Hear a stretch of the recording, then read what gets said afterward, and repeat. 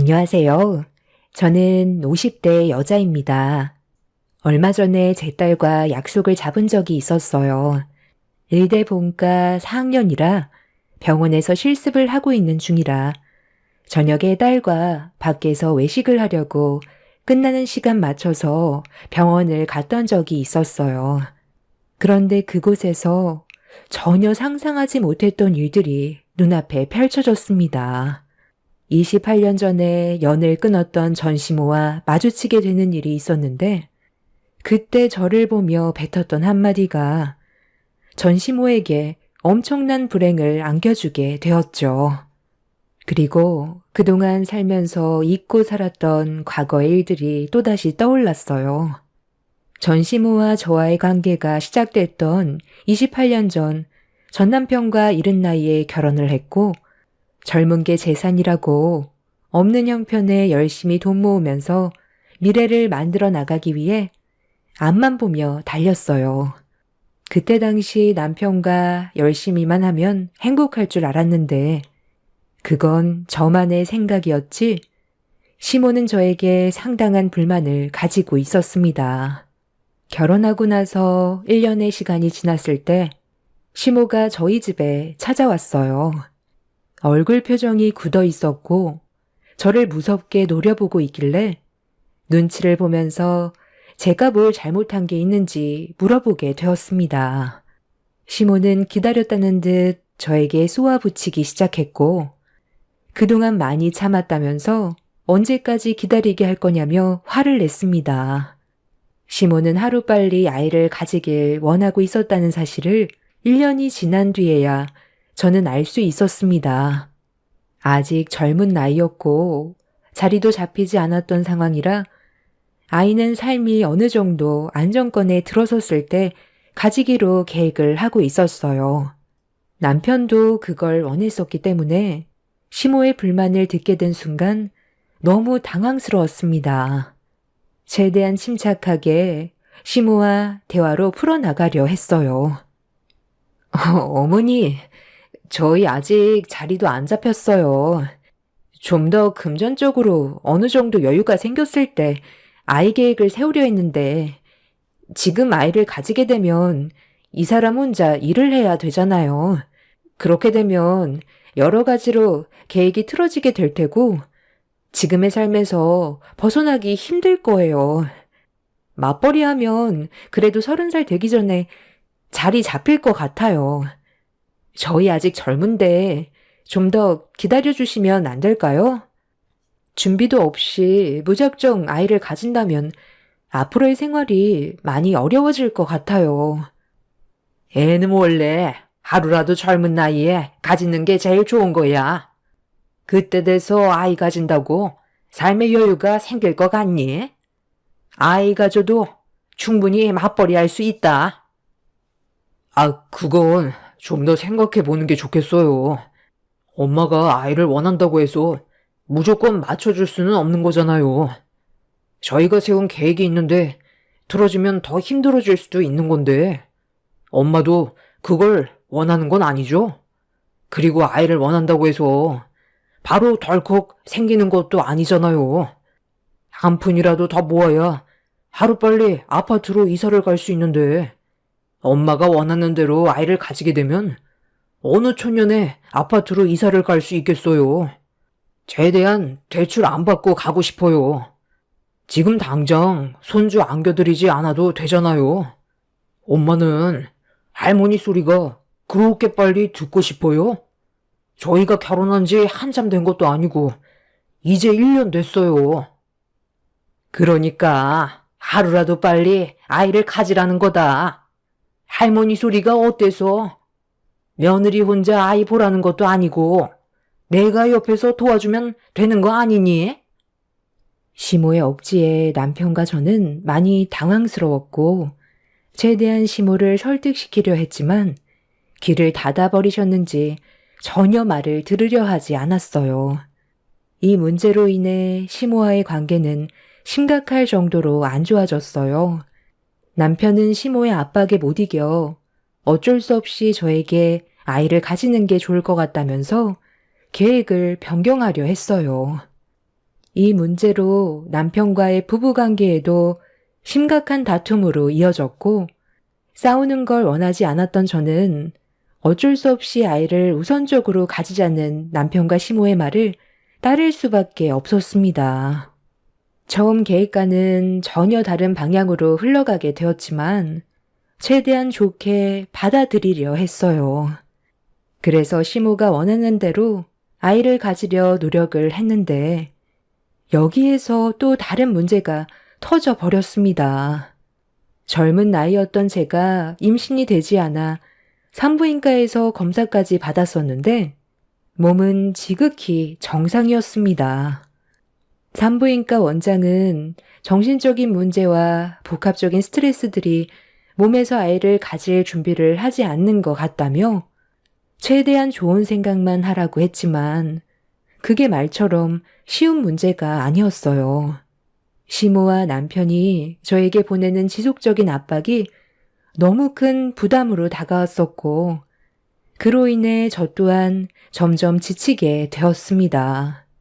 시모는 저에게 최대한 좋은 말들로 마음의 안정을 시켜주는 게 아닌 몸에 문제가 있는 게 분명하다고 화를 냈어요. 결국 그동안 참아왔던 서러움에 눈물이 터져 나왔고 남편은 답답하다는 듯 한숨을 내쉬면서 방으로 들어가 버렸습니다. 제 편이 되어줘야 될 사람이 오히려 시모의 편에 서서 저를 압박했어요. 내 아들도 검사 받았는데 정상이라고 나왔잖아. 네가 문제야. 몸에서 내 아들의 씨를 받아들이지 않고 거부를 하니까 아이를 만들 수가 없는 건데 이게 좋게 넘어갈 문제야? 너 일부러 그러는 거지? 아이부터 가지라는 말을 듣고 싶지 않아서 임신이 되지 않게 약이라도 먹고 있는 거 아니냐고. 어머님, 제가 왜 약을 먹어요? 아이 가지겠다고 이미 결정을 하게 됐는데 뭐하러 약을 먹겠어요? 저도 지금은 아이를 간절히 원하고 있는데 마음처럼 쉽지가 않아요. 그리고 어머님이 저에게 너무 많은 부담을 줘서 제가 솔직히 스트레스를 너무 많이 받고 있어요. 최대한 침착하게 기다려주시면 안 되는 거예요? 1년을 넘게 기다렸는데 얼마나 더 기다리라는 거야? 내 아들과 결혼하겠다고 했을 때부터 마음에 안 들었는데 내 촉이 그대로 맞아 떨어졌네. 머리채라도 뜯어서라도 반대할 걸 그랬다. 나는 오래 기다릴 정도로 성격이 좋은 편도 아니고 시간을 오래 줄 수도 없다. 최대한 빨리 서둘러서 임신 소식 들려줘야 할 거야. 시간이 지날수록 시모의 막말과 압박은 저를 너무 힘들게 만들었어요. 그리고 처음엔 제 편이었던 남편 또한 시모의 편에 서서 제 몸에 장애가 있는 거 아니냐고 상처되는 말들을 아무렇지도 않게 뱉었어요. 저도 제 몸이 아닌 것 같았고 왜 이런 일이 생기는 건지 알 수 없어 답답하기만 했어요. 다른 사람들은 스트레스를 받거나 환경이 열악해도 임신만 잘 되는데 저만 아이를 가지지 못하는 그런 상황들이 너무 싫었어요. 그렇게 몇 달 동안 아이에 대한 소식을 듣지 못한 시모는 결국 분노를 터뜨렸고 이 문제로 인해 남편과도 이혼까지 하게 되었습니다. 퇴근하고 집에 들어와 저녁 식사 준비를 하고 있었는데 시모와 남편이 같이 들어왔어요. 그리고 남편의 손에는 한약 박스가 들려 있었습니다. 시모가 온다는 말을 남편한테 듣지 못했던 저는 좀 당황스러웠지만 최대한 침착하게 행동을 했어요. 저를 죄인 보듯 쳐다보던 시모는 남편의 손에 들려있던 한약 박스를 건네받은 뒤 주방 테이블에 올렸습니다.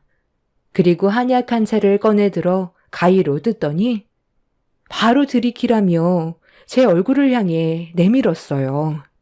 조심스럽게 어떤 한약인지 물어봤는데 시모의 한마디에 경악을 하게 된 저는 거절을 할 수밖에 없었습니다. 그냥 모르고 먹는 게 좋을 텐데. 굳이 알고 싶다면 얘기해 주마. 내가 지금 너한테 주는 이 한약은 몸에도 엄청 좋지만 아이를 가질 계획이 있는 사람들이 먹으면 바로 임신이 된다고 하더라. 예약해 놓으면 한참 뒤에나 받을 수 있을 만큼 대기자들도 엄청 많아서 이거 한 달치 구하는데도 꽤 오래 기다렸다. 여기에 몸에 좋은 한약은 기본으로 들어가 있고 거기에 더해 뱀, 흑염소, 가물치, 잉어, 군뱅이 녹용 등등 그냥 네가 알고 있는 몸보신 된다는 것들은 죄에다 때려 넣었다고 생각하면 된다. 그 반응은 뭐니? 너는 아이를 가지고 싶은 마음이 간절하지 않은 거야? 원래 몸에 좋은 약일수록 냄새는 고약한 법이야. 우리 엄마가 먼 곳까지 가서 힘들게 지어온 한약이라잖아. 뭘 머뭇거려? 그냥 코 막고 입에 쳐넣으면 되는 거지. 네가 하는 행동을 보면 일부러 그러는 것 같아. 아이 가지고 싶지도 않은데 압박 때문에 어쩔 수 없이 억지로 하려는 것 같다고. 그러니까 몸에서 아이를 거부하는 거 아니겠어? 당장 입에 털어 넣으라고. 시모가 한약을 뜯었을 때 그 냄새가 너무 역해서 건네준 한약을 입에 넣기가 너무 힘이 들었어요.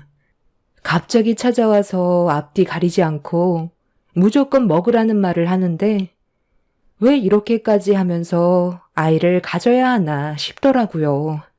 용기를 내서 입에 털어 넣으려는데 역한 냄새에 속이 울렁거려 결국 싱크대에 오바이트를 하게 되었고 한쪽 손에 들고 있던 한약이 바닥으로 떨어져 버렸습니다.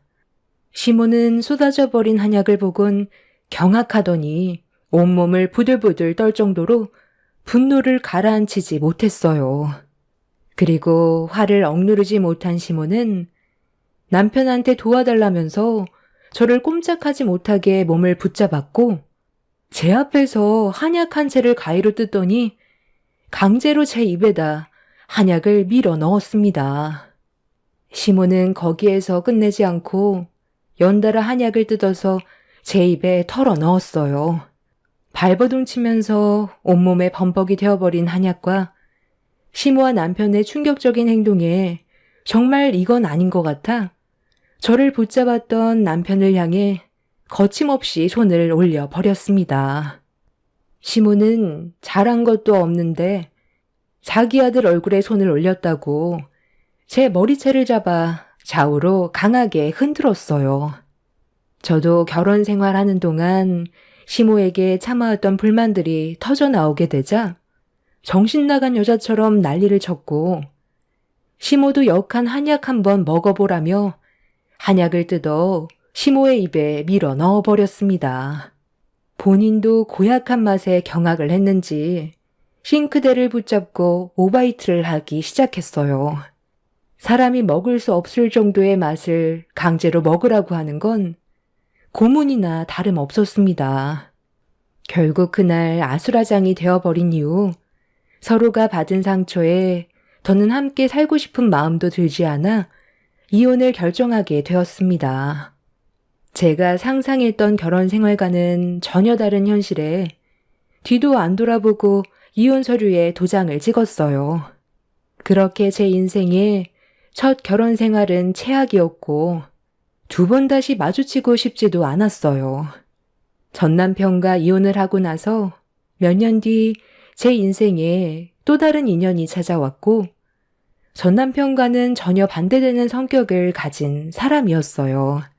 과거에 아픔이 있었기에 두 번의 실패는 하고 싶지 않았고 상당히 조심스러웠었는데 저에게 보여준 변함없는 모습에 행복해지고 싶었어요. 그렇게 시작된 또 다른 삶은 불행이 아닌 행복이었고 그렇게 사랑하는 사람과 이쁜 딸 하나 낳아 열심히 살다 보니 어느덧 50대로 접어들게 되었네요. 아이를 가지기 위해서는 심적 안정이 얼마나 많은 영향을 끼치는지 알 수 있었던 건 전시모와 전 남편이 저에게 준 압박의 부담이 얼마나 컸으면 몸에서 아이를 거부하는 상황까지 생겼었지만 지금의 남편과 만나 결혼을 하고 살아오는 동안 심적으로 안정된 삶을 살아와서 그런지 계획에도 없었던 아이까지 생기는 축복이 오게 되었죠. 그때 알 수 있었던 건 어떠한 환경에 놓이더라도 상대가 누구냐에 따라 자신이 느끼는 감정이 얼마나 크게 바뀌는지 온몸으로 경험할 수가 있었습니다. 그렇게 과거의 아픔을 현재 남편 덕분에 잊고 살아갈 수가 있었어요. 그리고 애지중지 키운 제 딸은 어느새 의사가 되기 위한 절차를 밟아나가고 있었습니다.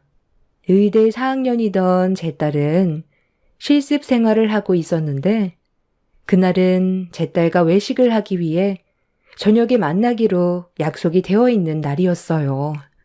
남편이 회사에 회식이 있어서 딸과 따로 만나 저녁을 먹고 집에 들어가기로 했었습니다.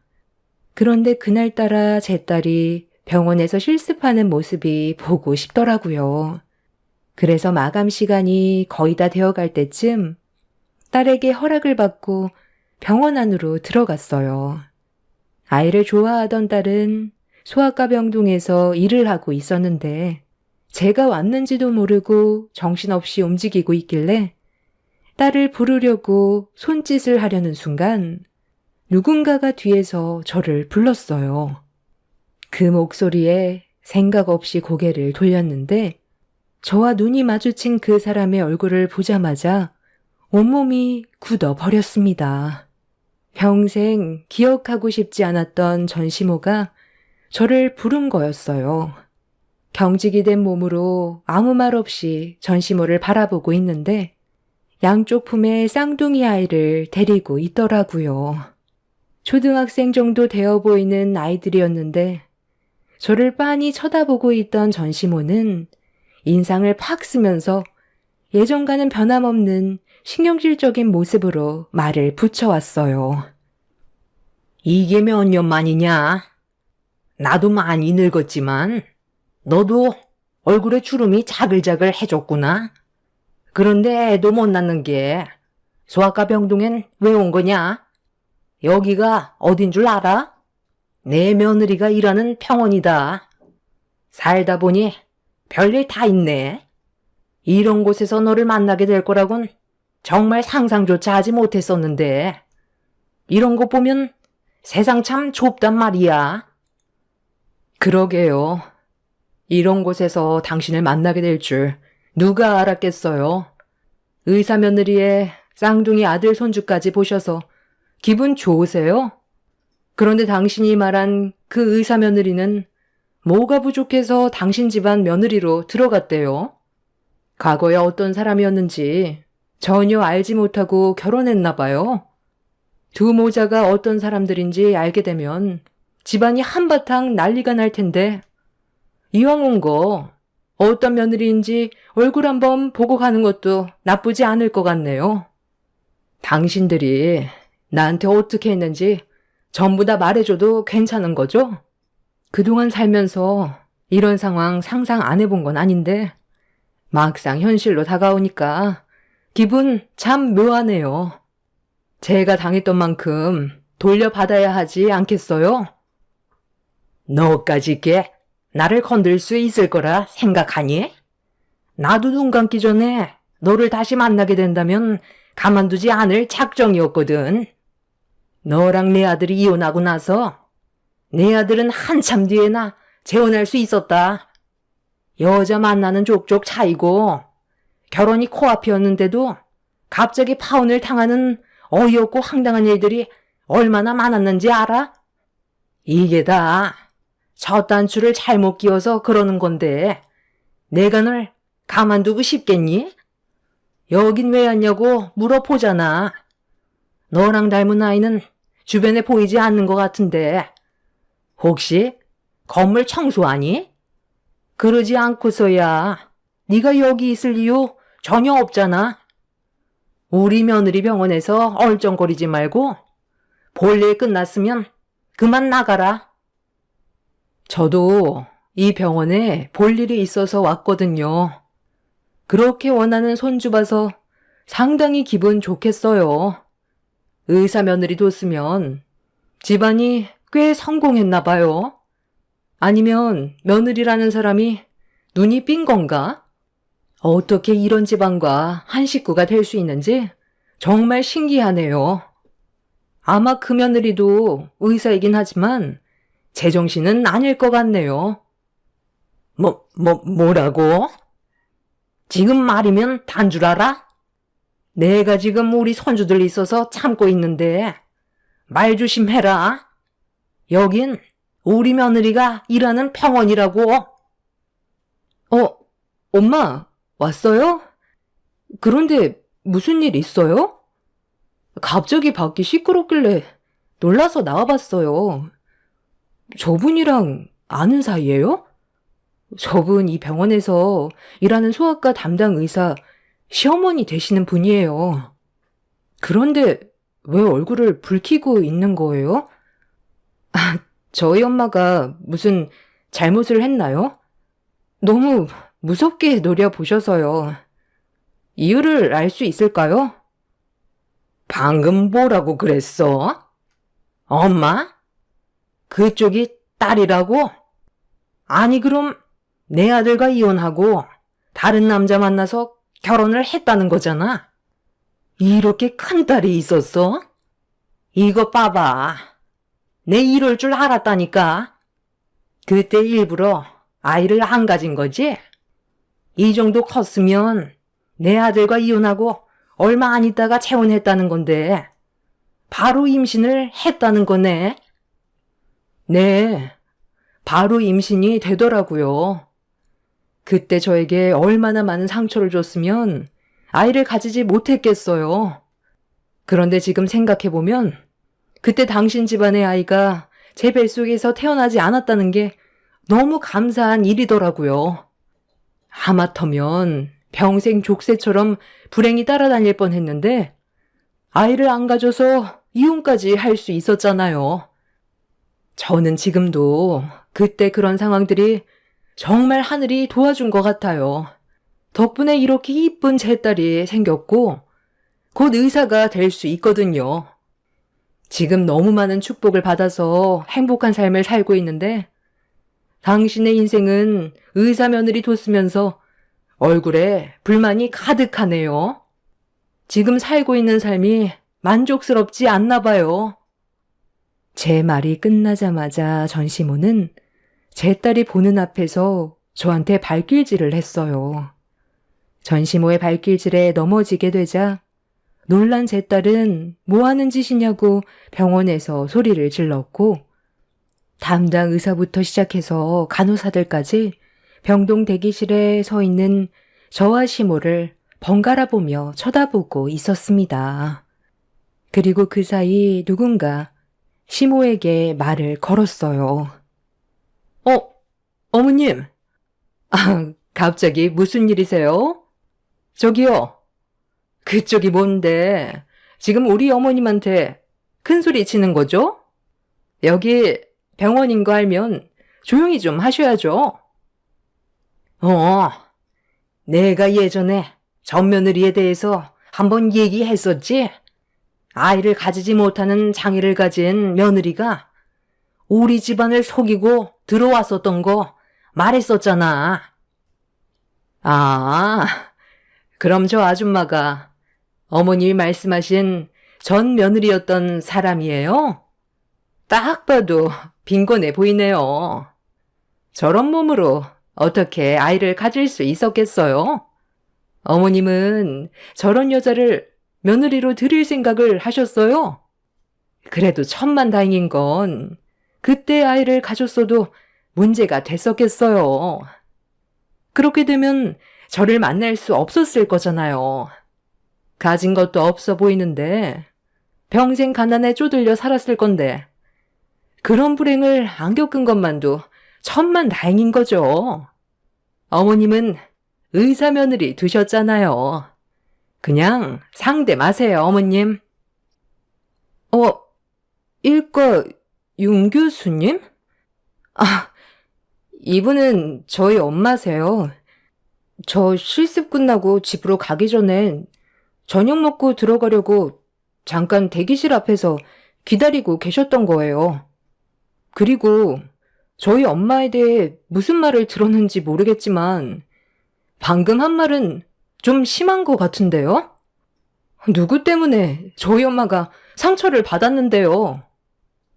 그래서 지금 나한테 큰 소리 친 거야?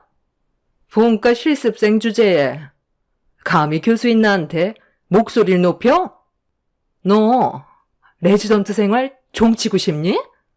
아주 두 모녀가 쌍으로 정신이 나갔구만. 제 딸이 틀린 말 한 건 아닌 것 같은데요. 어떤 며느리를 들였는지 더는 안 봐도 될 것 같네. 그 나물에 그 밥이라고. 어떤 집안인지 안 봐도 훤히 보이네. 저는 더 이상 대화할 가치도 없을 것 같아 딸을 데리고 밖으로 나가려 했어요. 그런데 교수인 여자가 뒤에서 제 머리채를 잡아 강하게 끌어당겼습니다. 뒤이어 전시모 또한 과거에 풀지 못한 감정들을 폭발시켰고 제가 당하고 있자 옆에서 말리던 딸은 교수와 전시모를 강하게 밀쳤어요. 그리고 화가 잔뜩 올라온 얼굴로 전시모에게 삿대질을 하면서 의사 며느리인 여자가 얼마나 인간 쓰레기인지 저도 모르고 있었던 일들에 대해 전부 털어놓았습니다. 어차피 남의 가정사라 들어도 못 들은 척 지나간 적이 많았었는데 당신들이 지금 하는 짓들을 보니까 그렇게까지 안 해줘도 된다는 걸 확실하게 알았네요. 지금 당신 옆에 끼고 있었던 저 손주들이 누구 아이인지 알고는 있어요? 한 번에 쌍둥이를 낳았다는 거에 기뻐서 그 뒤가 어떤 배경이 있는지 전혀 보이지가 않죠? 저 쌍둥이 손주들이 친손주 같으세요? 부정하고 싶겠지만 진실은 언젠가 밝혀지게 되어 있거든요. 친자 검사는 단 한 번도 안 해봤죠?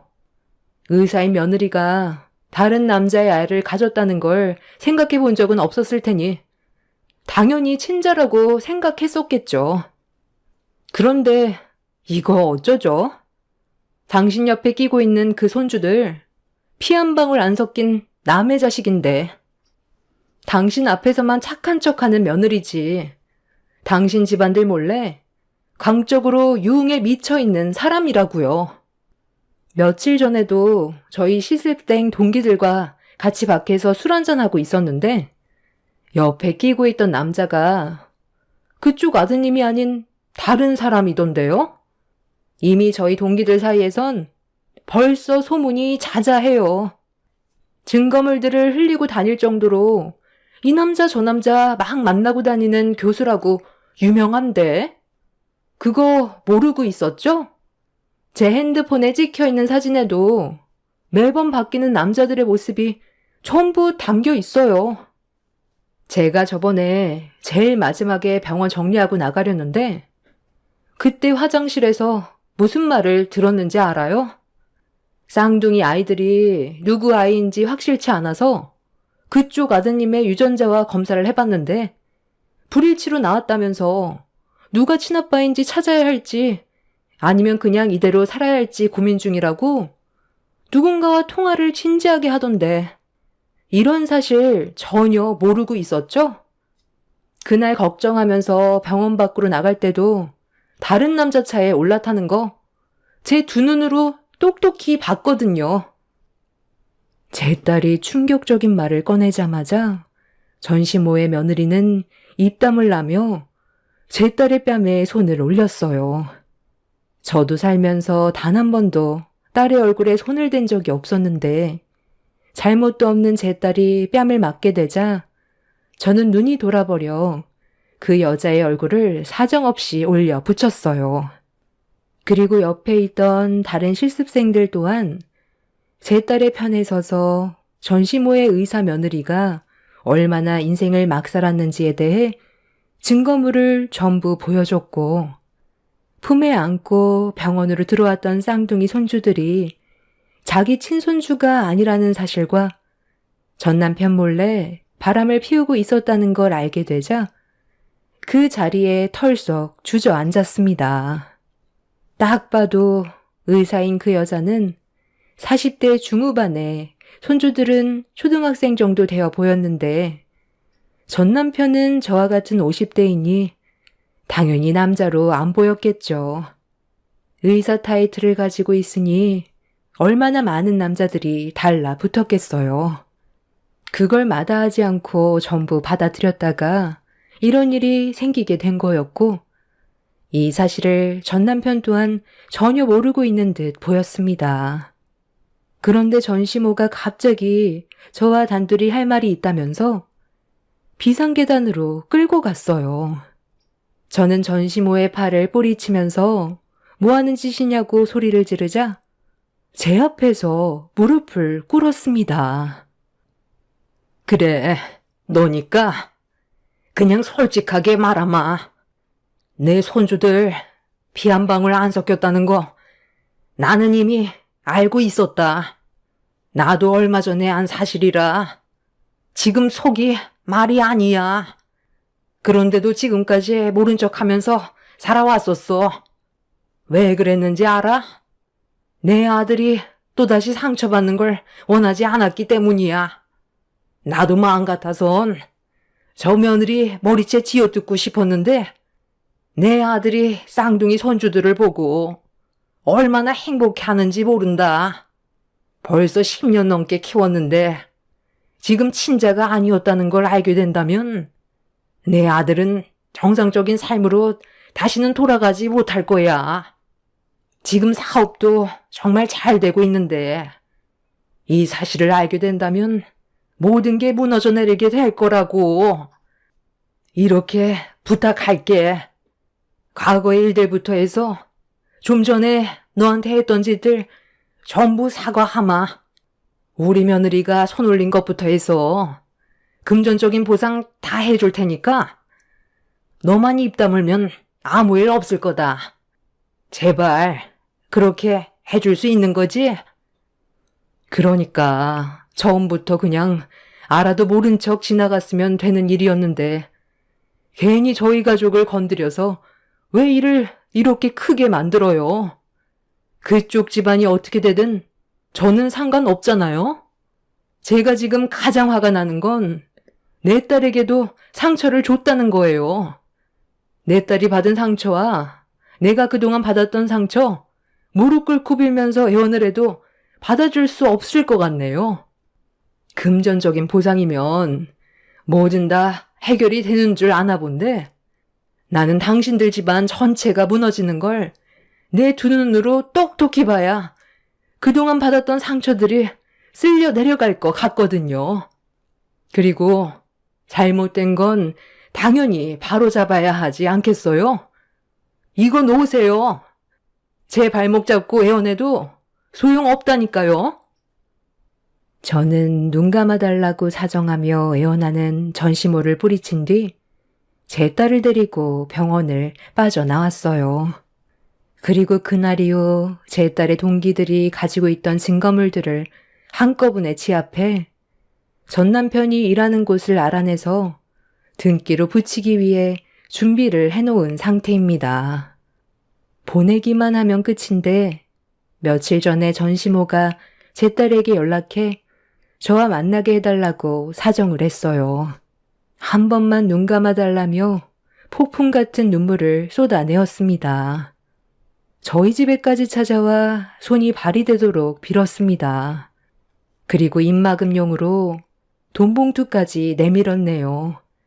그 안에는 합의금으로 2억이 들어있었지만 저희가 받은 상처 법적으로 처벌하겠다고 다시 돌려보냈어요. 저를 건드리는 것도 용납할 수 없지만 제 딸을 건드린 건 절대로 용서할 수가 없습니다. 저는 내일 전 남편의 회사에 그 교수라는 여자가 바람을 핀 거와 쌍둥이 아이들이 친자가 아니라는 사실을 알려주려고요. 제가 한 선택이 옳았으면 좋겠어요. 손에 쥐고 있는 이 등기를 보내는 게 맞는 거겠죠? 여러분들께서는 제가 어떤 선택을 하는 게 옳다고 판단하시나요? 병원에서 저희가 당한 부분에 대해서만 고소를 하면 된다고 생각하시나요? 저와 남이 된 사람들인데 그런 개인적인 일들까지 제 손을 더럽히는 게 맞는 걸까요? 등기를 보내기 전에 마지막으로 여러분들의 의견을 듣고 싶어 사연을 신청했습니다. 이 선택이 저희 가족에게 불행을 안겨준다면 당연히 보내면 안 되겠죠. 마지막으로 진지하게 고민한 뒤 결정을 하려 합니다. 여러분들의 답변 기다리겠습니다. 감사합니다. 안녕하세요. 저는 여주에 살고 있는 40살 여자입니다. 최근에 정말 충격적인 일을 겪게 돼서 여러분들과 대화를 나누고 도움을 받아야 할 것 같아 사연을 신청하게 되었습니다. 제가 겪어온 삶을 먼저 얘기해야 될 것 같아요. 10년 전에 남편과의 결혼을 결정하게 되면서 제 인생은 순식간에 바뀌게 되었어요. 결혼 생활이라고도 할 수 없을 정도로 정말 짧게 지나가 버렸죠. 처음 이 사람과 결혼을 결심하게 된 이유는 저에게 너무 잘해줬었어요. 그리고 다른 남자들과 달리 자상하기도 했었고 사소한 것까지 신경 써주는 모습들이 인생을 함께하고 싶다는 생각을 했었죠. 그렇게 결혼까지 순탄하게 이어져 왔었고 잘 살아가고 있었어요.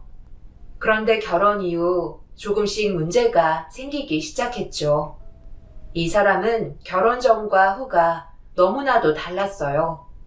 함께 살면서 그동안 본 적 없었던 모습들이 저를 더욱더 실망시키게 만들었고 변해버린 모습에 눈물까지 흘러내리고 말았었네요. 당신 원래 이런 사람이었던 거야?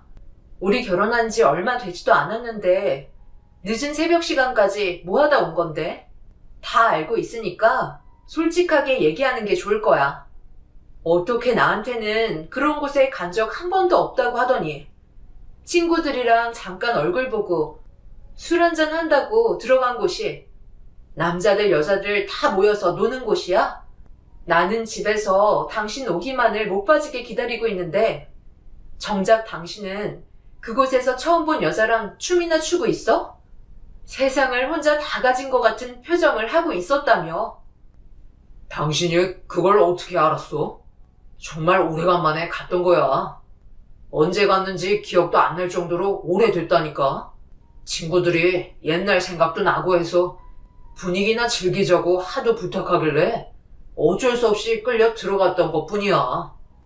그런데 그건 또 언제 봤대? 나도 숨은 좀 쉬면서 살아야 할 거 아니야. 우리가 서로에 대해 존중해줘야 한다는 건 잘 알고 있는데 그렇다고 개인적인 일들까지 전부 간섭받는다는 건 내 입장에서 별로 좋은 기분은 아니네. 사사건건 전부 다 참견하면 내가 숨 쉬고 살아갈 수 있겠어? 당신이 말한 것처럼 우리가 결혼했으니 지킬 건 지켜야 되겠지. 하지만 불가피하게 어쩔 수 없는 게 있잖아. 친구들 만나면 나만 쏙 빠지기도 그렇고 애들도 변해버린 내 모습에 어색할 건데 시간을 두고 서로 변화된 현실을 받아들일 시간을 가지는 게 좋지 않겠소? 당신을 두고 그곳에 다녀온 건 내가 충분히 잘못했다고 인정은 할 수 있지만 그렇다고 모든 걸 참견하는 건 문제가 있는 것 같다. 내 친구가 부모님이랑 저녁 식사 끝나고 집으로 돌아가던 도중 당신이 클럽 입구 앞에서 줄 서 있는 걸 봤대. 혹시나 하는 마음에 확실하게 얼굴을 확인하려고 들어가서 보니까 당신이 분위기에 흠뻑 취해서 춤추고 있었다는데 내가 얼마나 충격받은 줄 알아? 이거 봐봐. 내 친구가 찍어온 사진이야. 결혼 전에는 당연히 갈 수 있겠지만 결혼 이후에 이런 곳에 다니는 건 내 입장에서는 받아들이기 힘들어. 이번은 그냥 넘어가지만 다음에는 절대 이런 행동을 하지 않아줬으면 좋겠어. 이 동네에는 보는 눈이 많다고 내가 얘기했잖아. 어렸을 적부터 살아왔던 지역이라 동네 한 바퀴만 돌아도 아는 사람들과 마주칠 확률이 많다고 몇 번이나 얘기하고 조심하라고 했는데 결국 이런 실수를 저질러? 우리 부모님 귀에 안 들어간 것만도 다행으로 생각해. 남편은 미안하다고 얘기는 했지만 그렇다고 자기 잘못을 인정하지 않고 있었어요. 그냥 친구들과 단순히 춤만 추고 왔다는 말에 대화가 통하지 않자 결혼한 제가 춤바람 나면 좋겠냐고 화를 내면서 물어보니 그건 또 싫다고 목소리를 높이며 화를 내는데 정말 어이가 없더라고요. 남자는 되고 여자는 안 된다는 그런 말도 안 되는 이유를 갖다 붙이며 대화를 회피하기 시작했어요. 처음 느껴보는 배신이었고 그날 이후 남편에게 많은 실망을 하게 되었죠. 그래도 두 번 다시 똑같은 실수는 반복하지 않겠다고 하길래 한 번은 믿고 넘어갔습니다. 그렇게 한동안 조용한 듯 싶었는데 어느 날 일이 터지고 말았네요. 남편이 경찰서에 붙잡혀 있다는 말을 듣게 되었고 너무 놀라 급하게 달려가 확인을 해보니 어느 여자와 언성을 높이면서 싸우고 있는 모습을 목격하게 되었어요. 그리고 저를 보자마자 하는 말이 합의금이 필요하다며 갑자기 돈을 요구하길래 어떤 상황인지 물어보는 순간 경악을 하고 말았습니다. 갑자기 무슨 합의금? 내가 알아들을 수 있게 설명을 해야 될 거 아냐? 왜 당신이 경찰서에서 조사를 받고 있는 건데? 저 여자가 먼저 시비를 걸었다니까. 내가 아까 얘기했었지? 친구랑 술 한잔 마시고 집으로 들어가겠다고. 그래서 오늘은 정말 간단하게 몸만 축이고 일찍 들어가려고 서둘렀는데 저 여자가 나랑 어깨가 부딪혔는데 넘어지더라고. 당연히 나는 잘못이 없었지. 눈을 제대로 뜨고 다녀야지. 핸드폰만 하고 있으니 앞을 못 본 거 아니야? 그런데 갑자기 나보고 사과를 하라고 소리를 지르잖아. 저기요. 지금 상황이 어떻게 돌아가고 있는지 전혀 인지를 못 하시나요? 저희 아빠가 모든 상황을 지켜보고 계셨는데 그쪽이 술을 하도 많이 마셔서 비틀거리다가 가만히 있는 저랑 부딪힌 거잖아요.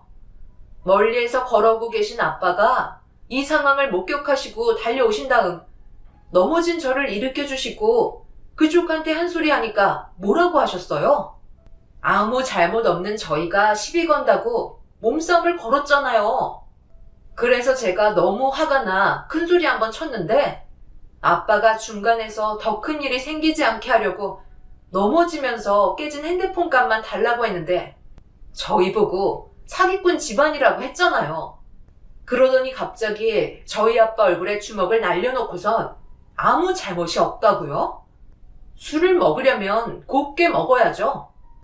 아빠는 좋게 끝내라고 합의하라고 얘기했지만 전혀 반성이 없는 이 아저씨를 보니까 저는 합의할 수 없을 것 같아요. 그냥 법적으로 처리할 테니까 콩밥 먹고 정신 좀 차리세요. 담당 경찰은 저에게 확보한 CCTV를 보여주면서 어떤 상황이었는지 보여줬고 남편이 저에게까지 거짓말했다는 걸 확인할 수 있었습니다. 정신을 차리지 못할 정도로 술을 먹은 남편의 모습이 너무 낯설었어요.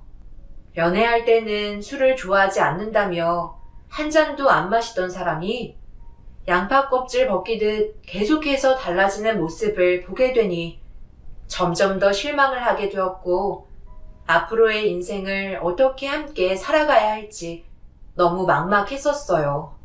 그렇게 한참 동안 조사를 받던 남편은 결국 자신의 잘못을 뒤늦게 인정했지만 피해자의 아버님은 병원에 입원까지 시킨 남편에게 선처는 없다며 합의를 해주려 하지 않자 어떻게 해야 할지 몰라 난감한 상황 속에 시부모님께서 경찰서에 방문하셨어요.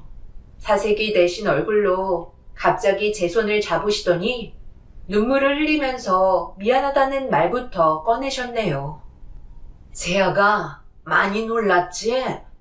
내 아들이 원래 이러지 않는데 요즘 힘든 일이 있는 건지 자꾸 너한테 안 좋은 모습만 보이는구나. 정말 미안하다. 아들, 너는 지금 이 상황이 얼마나 심각한지 모르는 거야? 정말 콩밥 먹고 싶어서 그래? 당장 머리 숙여 용서를 빌라고. 어머님, 얘가 원래 성격이 이랬었나요? 한동안 조용한 듯 싶었는데 이번에는 피해자분의 아버님한테 주먹질을 했대요. 저 너무 불안해 죽겠어요. 이 사람 하나 믿고 결혼까지 결심했는데 앞으로 어떻게 살아야 할지 모르겠어요. 여보, 내가 잠깐 정신이 어떻게 됐었나 봐. 요즘 일도 잘 안 풀리고 회사 동료들은 이번에 전부 다 진급했는데 나만 진급을 못해서 그동안 스트레스를 많이 받고 있었나 봐. 다음부터는 절대 이런 일 없도록 할 테니까 한 번만 용서해줘. 내가 정말 잘할게. 남편은 저에게 한 번만 용서해달라며 빌기 시작하더니 콩밥은 먹고 싶지 않았는지 그 여자에게 뒤늦게 머리 숙여 잘못을 인정했습니다. 결국 온 가족이 피해자에게 용서를 구하자 어느 정도 마음이 풀렸는지 합의하겠다며 떨어뜨리면서 깨진 핸드폰과 병원 치료비 그리고 정신적인 피해 보상을 요구했어요. 그런데 그 금액이 상당했었고 저희 부부가 감당하기에는 무리가 있어 보여 시모에게 도움을 요청했습니다.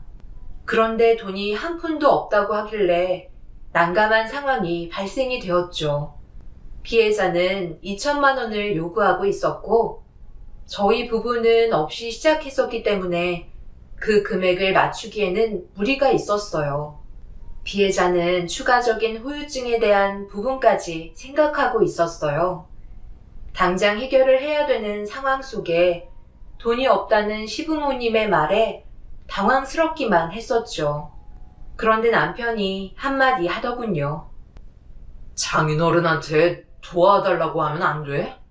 이번에 도와주신 거 일하면서 갚아드리면 되는 거잖아. 당장 돈 나올 구멍이 없는데 어떡해. 우리가 신혼집 마련할 때 무리하게 준비한 터라 부모님께서 뒤에서 지원해 주셨잖아. 대출까지 받은 상태라 우리는 지금 돈이 없지. 그래서 당신은 우리 부모님께 손을 벌리자는 거야? 이 사실을 전혀 모르고 계시는데 추가적으로 대출을 받더라도 나는 절대 알리고 싶지 않아. 온 동네 떠들고 다니려고 작정한 거야? 어머님 아들이 사고 친 거니 어머님께서 마무리 지으셔야죠. 나도 그렇게 해주고 싶은데 정말 돈이 없어서 그래.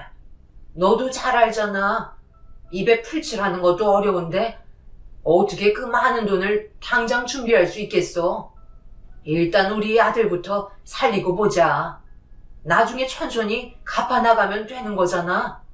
남도 아니고 가족인데 사돈분들이 모른 척 하실까? 식당 운영하셔서 장사도 잘 되시는 편이신데 2천만 원 정도의 자금은 충분하실 거라 생각하는데. 시부는 저에게 미안했는지 고개를 푹 숙인 채 아무 말도 하지 않으셨어요. 남편과 시모는 한 번만 살려달라며 저에게 매달리기 시작했지만 쉽게 결정을 내릴 수는 없었네요. 그동안 남편이 보여주었던 행동들은 저에게 많은 실망감을 안겨줬기 때문에 도와주고 싶은 마음이 없었어요.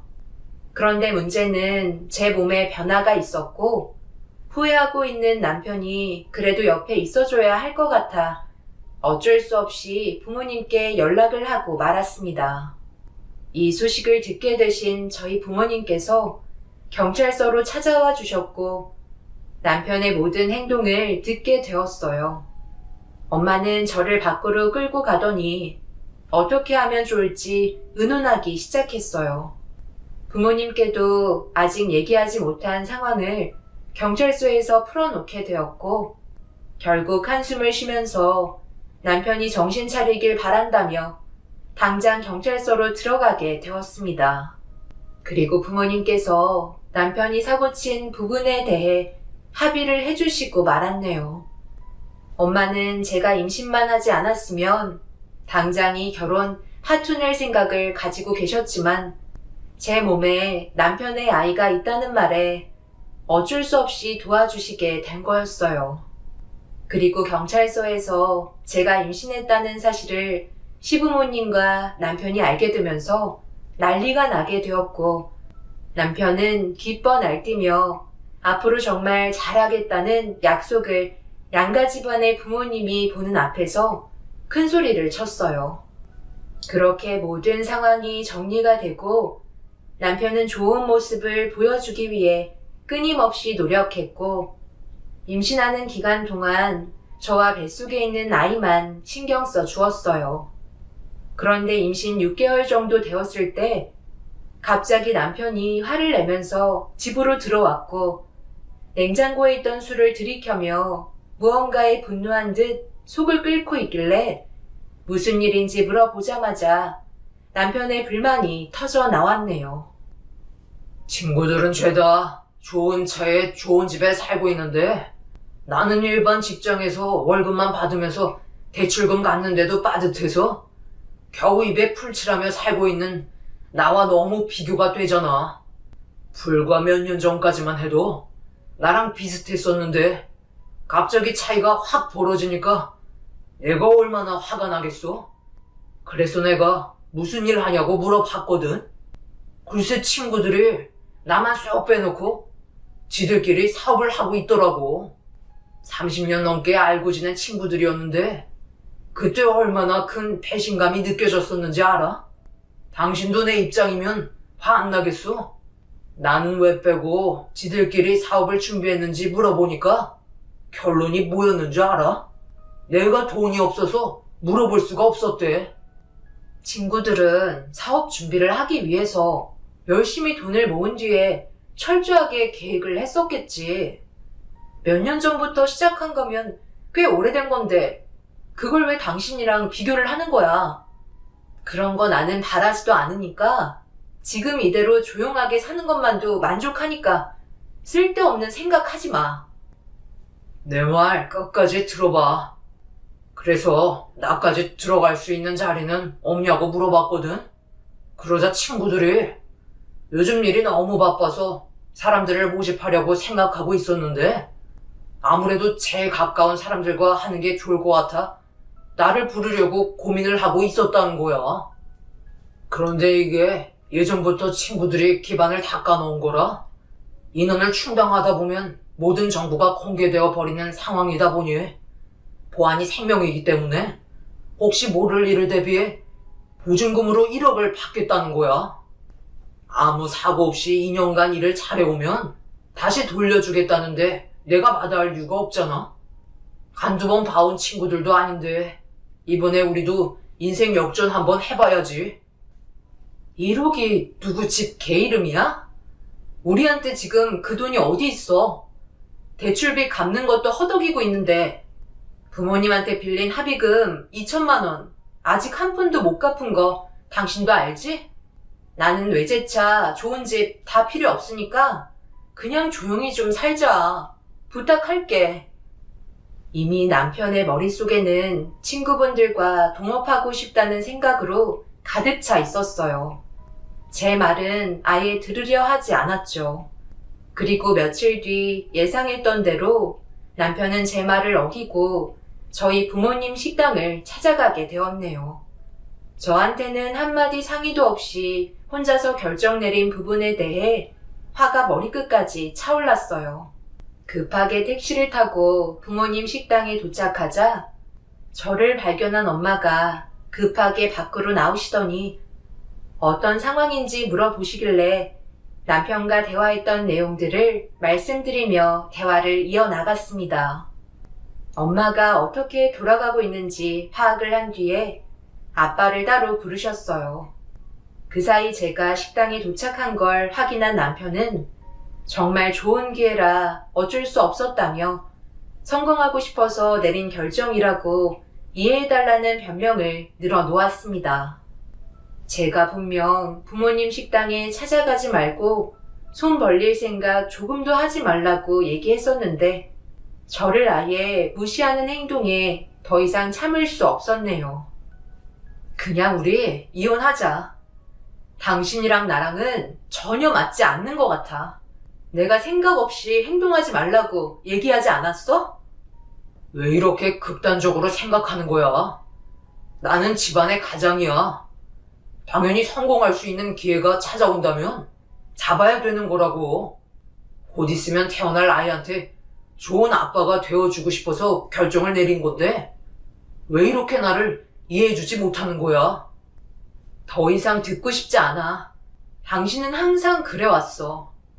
나와 진지하게 대화하고 상황을 헤쳐나가는 게 아니라 무작정 자기 하고 싶은 대로 움직이잖아. 나중에 그에 따른 결과가 어땠는데? 결국 좋지 않은 결말을 가져왔잖아. 그러니까 하지 말라는 건 제발 하지 좀 마. 정말 마지막이야. 내 말 한 번만 더 무시하면 당장 이혼 서류에 도장 찍을 거니까 쓸데없는 생각하지 말고 집으로 들어가. 나 회사에도 큰소리 치면서 나왔는데 그럼 이제 어떡하라고? 다시 일하겠다고 들어갈 수는 없잖아.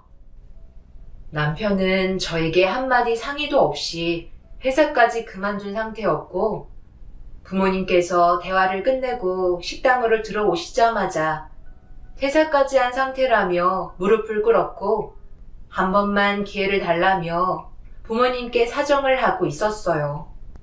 결국 어떤 사업을 하는지 확인이나 한번 해보자면서 남편과 친구분들이 운영하는 사업장을 부모님과 함께 찾아가고 말았네요. 꽤 많은 직원들이 정신없이 움직이고 있었는데 남편이 누군가를 향해 손짓을 했고 사업장을 운영하고 있는 친구분들을 만날 수 있었습니다.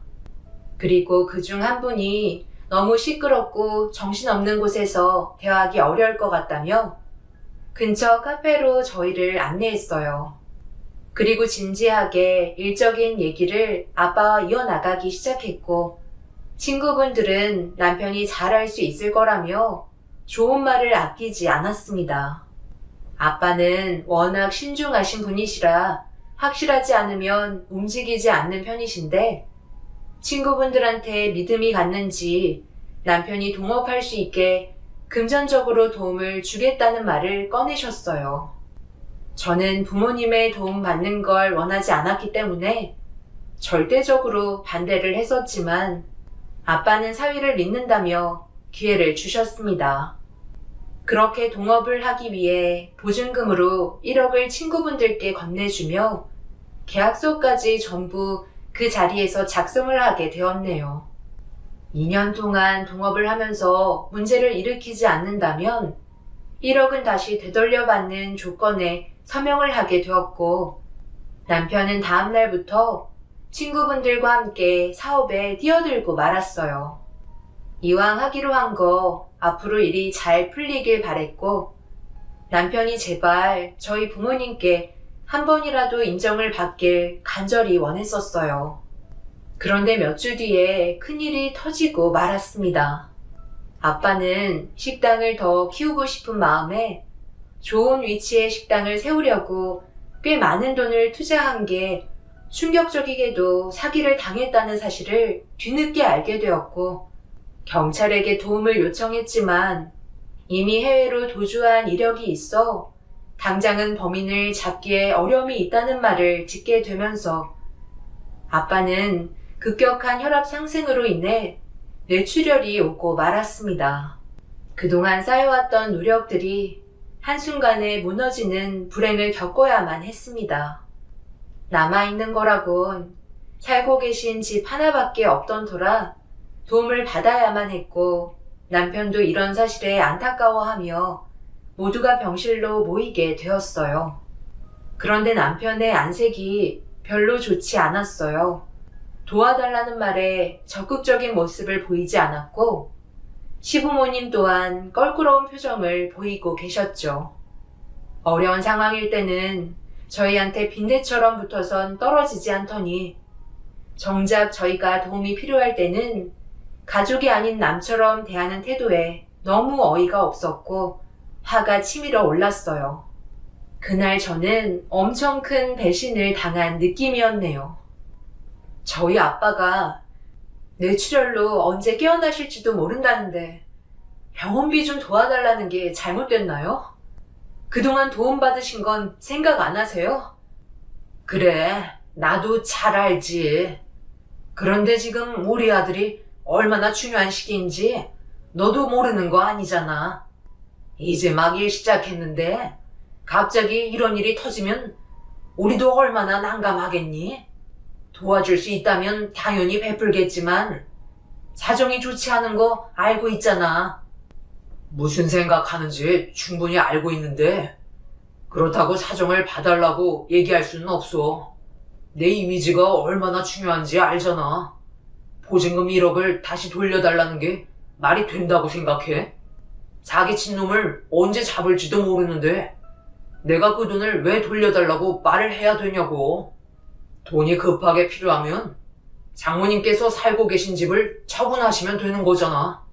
나 요즘 친구들이랑 사업 문제로 이리저리 돌아다니는 것도 바빠 죽겠다고. 사업이 장난인 줄 알아? 다시 한번 말하지만 지금 하는 사업은 건들지 않았으면 좋겠어. 남편과 시모는 이기적인 모습을 보여주었고 저는 달라진 태도에 너무 큰 실망을 하고 말았어요. 결국 그날 남편과 언성을 높이며 싸우게 되었고 처음으로 남편의 입에서 이혼하자는 말까지 나오고 말았네요.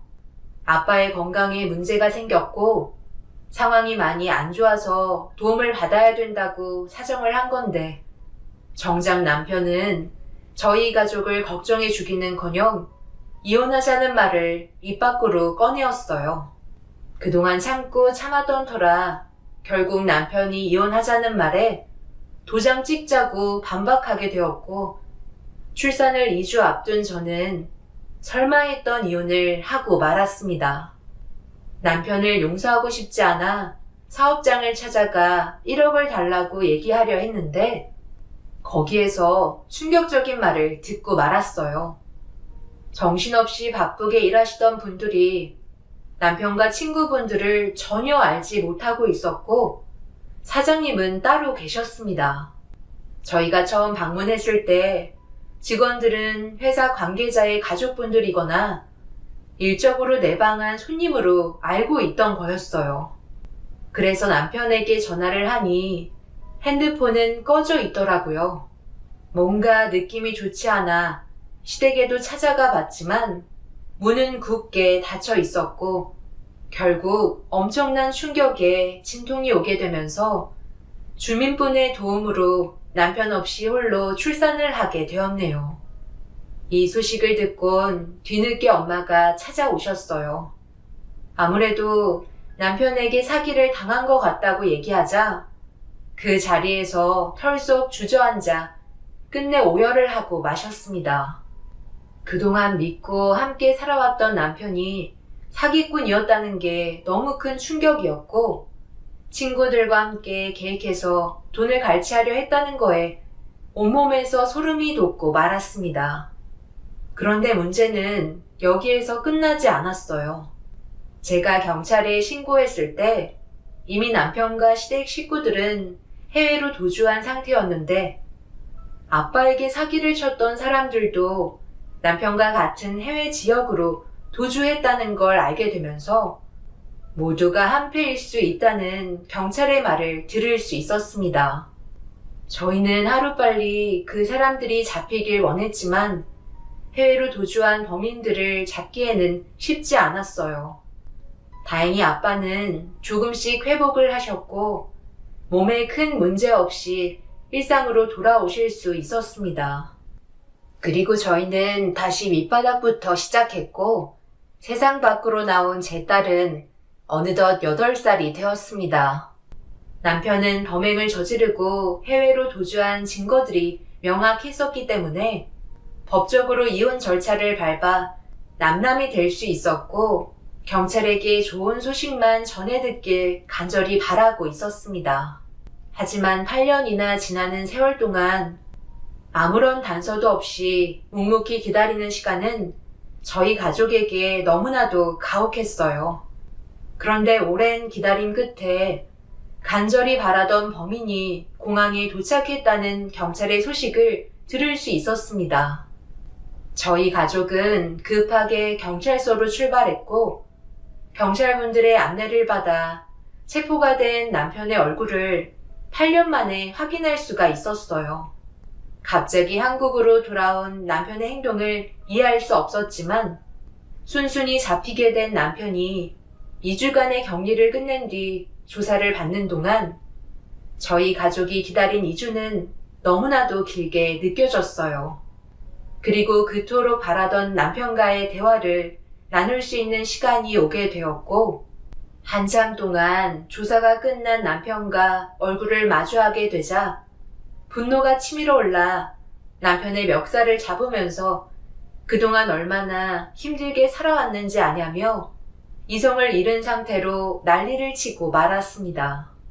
남편은 그저 고개를 떨군 채 아무 말도 하지 않고 입을 닫고 있다가 한참 뒤에 입을 열더군요. 너희 가족을 상대로 사기친 건 부인할 수 없는 사실이야. 애초부터 너한테 접근했던 것도 전부 다 계획된 거였어. 내 친구들이 잘 나가는 모습을 보여줘야 아버님께서 의심을 덜 하실 거 아니야. 워낙 예민하신 분이라 할지라도 사위의 지인이면 어느 정도 믿음이 가기 때문에 우리는 그걸 두려서 접근했던 거야. 솔직히 1억을 보증금으로 내어주는 자gin이 어디 있겠어? 그만큼 나를 믿었다는 거잖아. 그때 솔직히 좀 울컥했지만 그날 이후 아버님께서 잘 나가는 친구들에 대한 신뢰가 좀 올라간 상태였지. 그러니 사기치기에도 자연스러웠고 결국 좋은 부지에 식당 세우려는 걸 우리 애들이 설계해서 사기친 뒤에 해외로 도주한 거야. 그 다음에 우리도 뒤따라가게 된 거지. 그런데 거기에서 앞으로 잘 살 거라 생각했었는데 분열이 일어났고 나는 부모님과 따로 지내던 도중 그놈들이 우리 집에 쳐들어왔어. 돈이 다 떨어졌다고 우리 돈을 뺏으러 온 거야. 결국 몸싸움이 일어났고 돌이킬 수 없는 일들이 펼쳐졌는데 나는 급하게 한국행 비행기를 타게 되면서 경찰에게 붙잡힌 거지. 정말 미안하다. 그럼 예전에 경찰서에서 어떤 여자랑 싸워서 합의한 것도 전부 다 당신이 꾸민 짓이었던 거야? 돈 때문에 짜고 친 거냐고. 고개를 끄덕인 남편의 말을 듣고 있던 저는 어이가 없었고 경찰이 예상했던 대로 저희 가족을 상대로 남편과 그 일행이 전부 계획했던 범죄였던 거였어요. 그리고 해외에서 분열이 생기다가 시부모님은 몸싸움 도중 세상을 떠났다는 걸 알 수 있었습니다. 남편은 자기 혼자 살겠다고 그곳에서 도망쳤다며 범죄를 가담했던 일당들이 있는 위치를 전부 다 밝혔으니 곧 잡힐 거라는 설명을 해주었네요. 남편은 제 옆에 있는 딸을 계속해서 쳐다보길래 당신 딸이 맞는다며 한숨을 쉬었고 남편은 고개를 숙인 채 과거의 행동에 대해 후회를 하고 있었어요. 그리고 제 딸은 메고 있던 배낭을 열어 상자 하나를 꺼내었고 남편에게 다가가 건네주었네요. 그리고 그 상자를 열어서 확인한 남편은 오열을 하며 괴로워하고 있었어요. 제 딸은 8년 동안 아빠를 그리워했었고 멀리 일하러 갔다는 거짓말에 제 딸은 아빠를 언젠가 볼 수 있다는 희망을 가지면서 살아왔었습니다. 그리고 그런 아빠에 대한 그리움을 매일같이 편지를 써왔어요. 정상적인 가정이었다면 이런 아픔을 아이한테 주지도 않았을 텐데 남편의 못난 행동들이 저희 가족 모두에게 아픔을 주었네요. 딸이 그동안 적었던 편지들을 보면서 한참 동안 눈물을 흘렸던 남편은 저희한테 사기치고 가져간 돈이 아직 남아있다며 저희 가족에게 돌아갈 거라고 얘기한 뒤에 자리에서 일어났습니다. 그리고 남편은 법적인 처벌을 받게 되었고 얼마 뒤 함께 범행을 가담했던 남편의 친구라는 사람들까지 전부 연행이 되면서 상황은 종결이 되었네요. 결국 남편은 빈털터리로 구치소에 수감 중이지만 자신의 잘못에 대해 뉘우치며 살아갈 거라 생각합니다. 앞으로 어떻게 살아가야 할지 모르겠지만 제 딸이 아빠의 얼굴을 봤다는 거에 너무 행복해하고 있네요. 이런 상황들이 제 가슴을 너무 아프게 하네요. 더 이상 제 딸에게는 남편의 얼굴을 안 보여주는 게 좋겠죠. 좋은 영향을 줄 것 같진 않습니다. 시부모님은 해외에서 몸싸움으로 인해 사고로 세상을 떠나셨다는 것도 참 안타깝습니다. 결국 당신들이 행한 잘못을 걷어들인 거니 어쩌겠어요. 앞으로 저희 가족에게는 좋은 날만 펼쳐졌으면 좋겠습니다. 제 사연 들어주신 분들, 오늘 하루도 행복하시고 가족들과 화목한 시간 보내시길 바랍니다. 감사합니다.